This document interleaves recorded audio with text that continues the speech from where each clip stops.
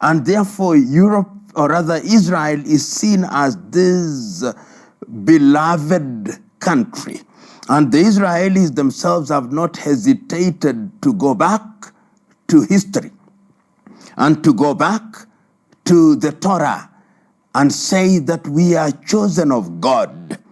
And because we are chosen of God, we are different. We are yes, that is Professor PLO Lumumba articulating the situation in the Middle East. All of us, we don't want war, we want peace. We know the impact of war. We know how wars can conflict undermining our development. So all of us, we have to embrace peace to see what we can do to make sure that Africans and the world in general, we can be at peace.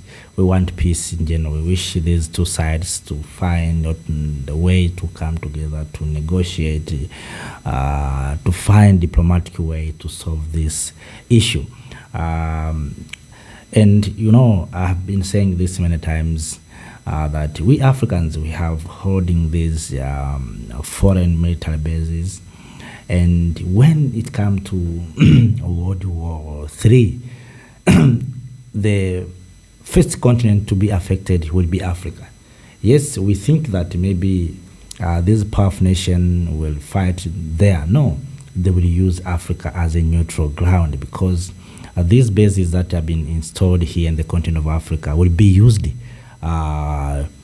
for attacking. So automatically, those who they saw each other, the enemy, they will start attacking these bases. And Africa, we have many military bases. So the first continent to be affected will be Africa. And that's why you saw leaders in Sahel, they decided to close France military base. And they wish other African leaders, if they're so conscious and they understand the situation, they must remove these foreign military bases, because if things will become hard, these foreign bases will be used, and the enemies of those who own those bases will target those bases, whether by using hypersonics or whether by using atomic. So Africa would be the continent that will be affected much. And one thing that we don't know, we as Africans, this powerful nation, they are not ready to fight in their homeland. They are not fighting in their homeland. They find a neutral ground where they can fight, they can show their energy, their power. And that's why they have stationed many military bases in the continent of Africa. You may ask why. Are they protecting us? No. We have a lot of military bases, but we are still suffering with insurgents, terrorism, and conflict.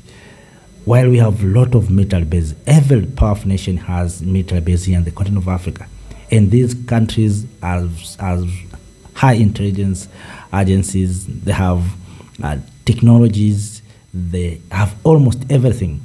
But still Africa is suffering with terrorism, insurgents, and conflict. Why these military bases or these powerful nations not helping Africa to remove these troubles, to remove these terrorists? You may ask yourself, but still we are suffering. So these bases are preparing to protect the interest of those powerful nations, not to protect the interest of Africans. So when it comes things hard on the ground, these bases will be used by these powerful nations, and will be also the target of enemies of each other. So as Africans, we must understand that we are not safe, and our only salvation, as I said many times, and many commentators said, that Africa, we need to unite. Africa, we need to come together. We need to see how we can create a united Africa. And from there, we can tell those who station their military bases, keep your base out of our mother continent. And I hope from there we can have peace. Because if we come together, even these conflict, terrorism, and insurgents can be eliminated in the continent of Africa. Because at that time, all of us will be one. And of course, we know few of them will be against of many, but we will have a power to remove them, because at that time we'll be united. But at this time, where division continue to grow, you can see how it will be easy for Africa to be attacked, to be manipulated. And we saw ourselves during the Gaddafi regime, what we did as Africans, we did nothing. What happened to Mugabe regime, we did nothing. So, my dear lovely family, I think what the professor has said is like a wake-up call to all of us Africans, especially African leaders who are in power, that when times will come,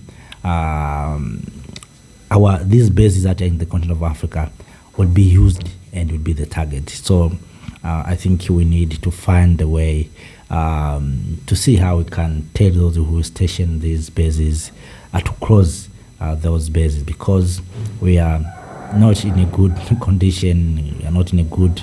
of course, you heard the issue of that. Right now, it's not the war of the boot on the ground. People are using technologies, drones, hypersonic, and something like that. So if these countries will enter into wars, automatically they will use those kind of things. So they will target these bases, and as I said, Africa will be the first continent to be affected. Not Asia, not America, not Europe. Africa will be the first continent to be affected. If even you look, we cannot protect our skies, our spaces cannot be protected. We don't have those technologies. You saw Israel has those iron domes, America has those kind of things, Russia, European countries. But what Africa do we have? Do we have technology to protect our space? Do we have technology to protect our skies? No, we don't have. So automatically, if they send those drones and the hypersonic, automatically they will reach all of us without any resistance. So that's why I'm saying the only salvation for us Africans, first of all, is to come together, to unite. We unite not because we want maybe to be one or to reduce power to other leaders. No, we unite in order for us to sustain, to exist. We can exist if Africa or Africans, we can come together. That is our existence. And that's why even you see these Israel are coming together, Israelis are coming together, so united. The Jews are coming together, so united. So even Africans, Chinese are so united. And the rest of the world are coming together. You see Europeans, they are united. But when it comes to Africans, black people, we are so divided. So I think we need to learn from others. If we don't do so, maybe it will not happen in our lifetime, maybe it will not happen in the near future, but it will happen one day when it comes to the hard time. Now you see the signs on what is happening in the Middle East. It is bringing us a sign that the time will come when things will be worse, when the world will enter into a difficult time. So I think it is a time. Also, Professor has spoken the issue of the rise of oil. You know, sometimes when I hear things like that, I become shocked that Africa, we have oil, Africa, we have everything, but when things become hard to other places, it is Africa that is being affected first. Why? Why do we have oil? We have oil in Angola, we have oil in Nigeria. What? We have oil in Niger, in crude oil in Uganda, in South Sudan. What our oil are doing? Why we become affected by something that is happening far away? If you heard Russia or Europe or America saying that they are being affected because of the war in DRC or in Sudan, have you heard something like that? When it comes to conflict and the difficulties in the African continent, the rest of the world are not being affected much. But when it comes to difficulties in other areas in the world, it is Africans who are affected much. So I think as Africans, we have problems, I think so.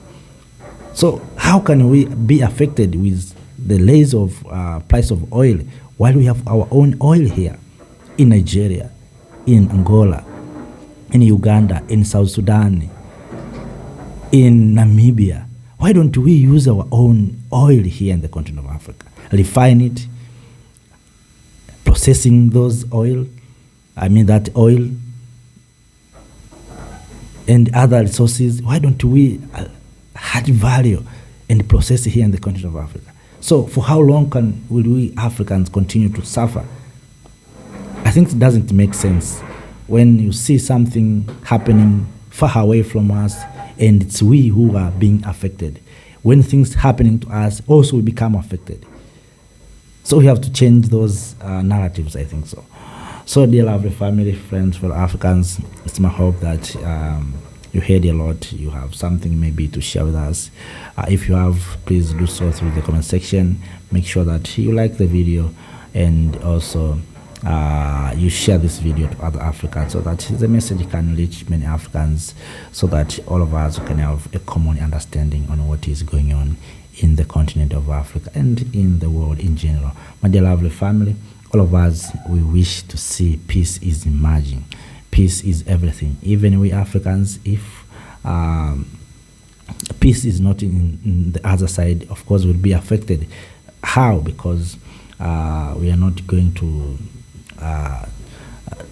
sell goods or to sell our product to those countries who have been buying from us because they're so busy on buying on fighting. So I think to solve those things, we need as Africans to come together. If we can come together, unite, we can do business among ourselves, we can protect each other, we can do everything that is good and right for us.